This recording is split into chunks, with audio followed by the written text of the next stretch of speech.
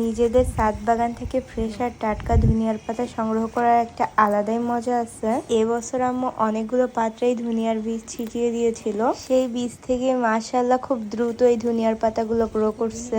গত বছরের ফুল থেকে যেই বীজগুলো হয়েছিল সেই বীজগুলো আম্মু লাগিয়ে এতগুলো ধনিয়ার পাতা বানিয়ে ফেলছে। ভালো সারি মাটিতে ধনিয়ার পাতার বীজগুলো ছিটিয়ে রাখলেই কিন্তু এমন কিউট কিউট ধনিয়ার পাতা পাওয়া যায়।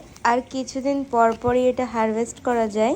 কম বেশি প্রত্যেক দিনই ধনিয়ার পাতা খাওয়া হয়, তাই যখনই ধনিয়ার পাতার প্রয়োজন হয় একদম টাটকা ধনিয়ার পাতা আমরা এইখান থেকেই সংগ্রহ করতে পারি। এই ধনিয়ার পাতাগুলো আমরা প্রত্যেকদিন গ্রিন জুসেও ইউজ করি।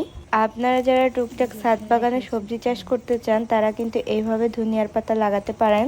বাজারে যেই ধনিয়ার বীজগুলো কিনতে পাওয়া যায় সেগুলো লাগিয়ে ফেললেই কিন্তু হয়ে যায়। এবছরও কিছু ধনিয়ার পাতা আমরা বড় হতে দিব।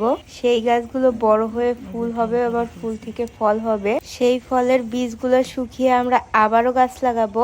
এভাবে ধনিয়ার পাতার সাইকেল চলতেই থাকে। একবার বাজার থেকে বীজ কিনে আনলে আর কিন্তু বীজ কেনা লাগে না। গাছ থেকেই অনেক বীজ সংগ্রহ করা যায়।